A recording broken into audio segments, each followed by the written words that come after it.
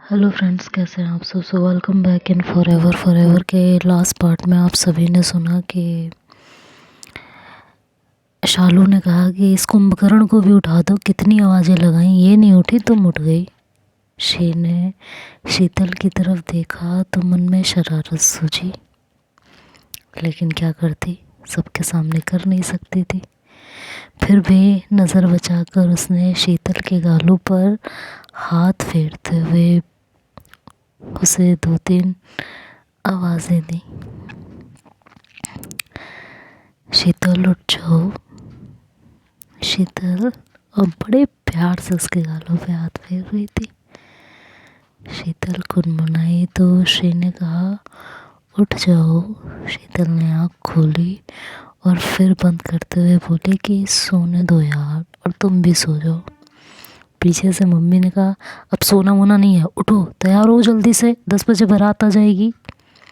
शीतल पलटकर मम्मी की तरफ देखती है और कहती है, मुझे कौन सा बारात का स्वागत करने जाना है, जिन्हें करना है वो तैयार हो जाए जल्दी।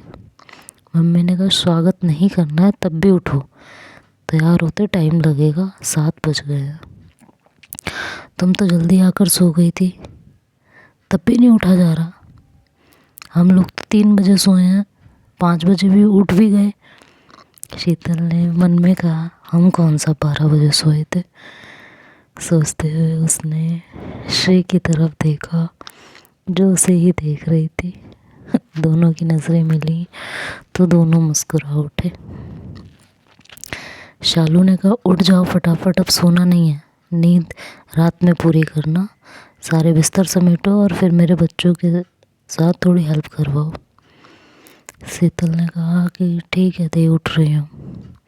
उसने घड़ी पर नज़र डाली तो अभी 6:30 हो रहे थे। उसने कहा, कितना झूठ बोलते हो उठाने के लिए। हाँ, 6:30 बज रहे हैं, 7 बज गए चिल्ला रही हैं मम्मी। मम्मी ने कहा, बस अभी 7 भी बज जाएंगे, मैं वापस लौटूंगी तो तुम इसी तरह बिस्तर पर पड़ी होगी। कहकर वो बाहर चली गई। श्री बिस्तर छोड़कर खड़ी हो गई और शीतल से बोली, चलो उठो, तुम्हें नहीं पर मुझे तैयार होते टाइम लगेगा। अब हार मान के शीतल को उठना ही पड़ा। जब तक शीतल ने बिस्तर समेटे, प्रिया नहाकर आ गई थी। आते ही बोली कि बाथरूम अभी खाली है, जिसे यूज़ करना हो फटाफट भागो। शीतल और श्री दोनों बाथरूम की तरफ भागे। धीरे धीरे टाइम बीतने लगा। नहाने धोने के बाद दोनों ने मिलकर दोनों बच्चों को नहलाया। फिर सबने हल्का फुल्का नाश्ता किया और सबको करवाया। दोनों बच्चों को तैयार किया। धीरे धीरे बाकी सब भी तैयार होने लगे। श्री ने अपने और शीतल के कपड़े निकाले तो प्रिया देखने लगी। फिर पूछा, शीतल क्या पहन रही है। तो श्री ने शीतल के कपड़ों का पॉलिथीन उसके आगे कर दिया। प्रिया ने देखा तो तारीफ की। फिर शालू की नज़र पड़ी तो उन्होंने कहा कि बहुत सुंदर है। शीतल देखती रही लेकिन उसने कुछ बोला नहीं और श्री सिर्फ शीतल की तरफ देख रही थी। ना वो कुछ बोल रही थी, ना ही उसके चेहरे के एक्सप्रेशन से पता चल रहा था कि शीतल को कपड़े पसंद आए या नहीं। फिर श्री ने इशारे से पूछ ही लिया। शीतल ने भी हाँ में गर्दन हिला दी। श्री ने अपनी चूड़ियाँ वगैरह निकालनी शुरू की और शीतल चुपचाप खड़ी थी। तो श्री बोली पड़ी कि कपड़े नहीं पहनने। शीतल ने कहा, पहले तुम पहन लो, तैयार हो जाओ, फिर मैं होंगी, तब तक मैं ज़रा बाहर कोई काम देख लूँ। ये कहकर शीतल बाहर निकल गई। तो शालू पीछे से बोली, बहानेबाजी है इसकी, मुझे पता है मिन्नतें करवा रही है, ये कपड़े पहनेगी। तो श्री ने कहा, कपड़े तो यही पहनने पड़ेंगे, और कुछ पहनने को है ही नहीं। आधे घंटे बाद शीतल वापस लौटी। जैसे ही दरवाजे पे आई तो उसके कदम वहीं रुक गए थे। वो बाहर से चुपचाप अंदर देखने लगी। श्री तैयार हो चुकी थी और प्रिया श्री का हेयर स्टाइल बना रही थी और बोल रही थी कि यार बस अगर गजरा मिल जाता ना तो और अच्छा लगता। श्री और शीतल गजरे की बात सुनकर दोनों को पिछली बार के गजरे की याद आ गई। अचानक से शीतल के दिमाग में कुछ आया तो वो तुरंत वापस चली गई। प्रिया और श्री में से दोनों में से मतलब किसी ने उसे नहीं देखा था। शीतल बाहर आकर इधर उधर तलाश करती रही कि कोई मार्केट तक जाने वाला मिल जाए। उसे तभी अपने पापा दिखे तो अपने पापा के पास गई और पूछा कि पापा मार्केट तक जाना था।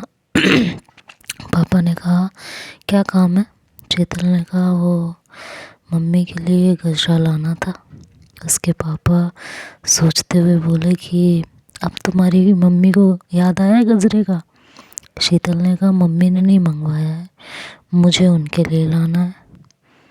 पापा कुछ देर शीतल को देखते रहे, कुछ सोचते रहे, फिर बोले 9 बज गए हैं, तुम्हें तैयार नहीं होना है? फिर आलोक को आवाज़ देकर बुलाया और कहा कि शीतल को ज़रा मार्केट तक ले जाओ या किसी और को भेज दो, उसे कुछ काम है। आलोक ने कहा अभी 5 मिनट में देखता हूँ, कहकर चला गया। पापा ने शीतल से पूछा कि कितने दिन की छुट्टी लेकर आई हो? 2 दिन की, कल सुबह ऑफिस पहुँचना है। आ ही रही थी तो एक 2 दिन की और ले लेती, हमारे साथ रहने का मन नहीं करता तुम्हारा? शीतल ने कहा पापा छुट्टी मिली नहीं, अगले महीने दिवाली पर 2-3 दिन की छुट्टी होगी तो आप लोगों के साथ 3 दिन रहूँगी। उसके पापा कुछ सोचते रहे, फिर बोले सुबह कितने बजे की ट्रेन से जाना है? शीतल ने कहा यहाँ से सुबह की ट्रेन लूँगी तो ऑफिस 12 बजे से पहले नहीं पहुँचूँगी। सोच रही हूँ शाम को घर चली जाऊँ, रात भर वहाँ रहकर सुबह वहीं से ट्रेन पकड़ूँ तो हर हालत में 10 बजे तक पहुँच ही जाऊँगी। तब तक आलोक भी आ गया था। शीतल उसके पीछे बाइक पर बैठी और दोनों मार्केट पहुँचे। आधे घंटे बाद शीतल वापस घर आई। जैसे ही अंदर पहुँची तो सबसे पहले मम्मी से टकरा गई। उसे लोअर टी शर्ट में घूमता देख उसकी मम्मी बोली 10 बज गए हैं, तुम अभी ऐसे ही घूम रही हो? शीतल ने अरे हो रही हूँ तैयार, कुछ खरीदने मार्केट चली गई थी। क्या? तैयार हो जाऊँ फिर दिखाती हूँ, कहकर शीतल कमरे में गई तो श्री और प्रिया नेल पेंट लगा रही थी, साथ में 2-3 लड़कियां और भी थी। शीतल ने श्री को देखा, दोनों की निगाहें मिली और श्री की काजल लगी आंखें, हाय हाय, श्री की काजल लगी आंखों को देखकर शीतल का दिल धक धक करने लगा था। चारों तरफ वो वाला ऐसे शीतल को लग रहा था कि वो वाला सॉन्ग बज रहा है कि धक धक करने लगा हो मोरा जियरा डरने लगा। तो वो शीतल की निगाहें नहीं हट रही थी। इतना सजा संवरा और मेकअप में शीतल ने उसे पहली बार देखा था। दोनों एक दूसरे को देख रहे थे पर फिर श्री ने नज़रें हटा ली और शीतल ना चाहते हुए भी उसी को देख रही थी। तब तक प्रिया बोल पड़ी कि थोड़ी देर में ना तुम्हें मम्मी से डांट पड़ने वाली है। वो 2 बार तुम्हें पूछ चुकी हैं कि तुम कहाँ हो, तैयार हुई या नहीं। शीतल ने कहा मैं मम्मी के पास से ही आ रही हूँ और कपड़े पहनने ही आई हूँ, तुम सब बाहर निकलो, कमरा खाली करो। प्रिया ने कहा अब हम सब कहाँ जाएं? तुम उधर कोने में जाकर या फिर बाथरूम में जाके कपड़े बदल लो, मैं यहाँ से कहीं नहीं जाने वाली। शीतल ने कहा तुम सब तैयार होकर यहाँ क्यों बैठी हो? जहाँ जाने के लिए इतना साज श्रृंगार किया है वहाँ जाकर बैठो ना, चलो निकलो जल्दी से। शीतल के झल्लाने पर बाकी सब तो निकल गई पर प्रिया वहीं बैठी रही। उसे ना हिलता देख शीतल ने मम्मी को आवाज़ लगाई, मम्मी देखना ये प्रिया मुझे तंग कर रही है, कपड़े नहीं पहनने दे रही है। तो बाहर से मम्मी की आवाज़ आई, प्रिया यहाँ आना। प्रिया घूरती हुई उसे वहाँ से निकल गई। तो शीतल ने फटाफट दरवाज़ा बंद किया। वापस पलटी तो श्री उसके पीछे खड़ी थी। उसे देखकर शीतल बोली, तुम कहाँ, तुम यहीं रुको। श्री ने कहा, क्यों, मेरे सामने कपड़े पहनते हुए शर्म नहीं आएगी? श्री ने ये बात बहुत सीरियस तरीके से बोली थी। शीतल ने कहा, नहीं, जो थोड़ी बहुत थी वो कल रात के बाद से नहीं रही।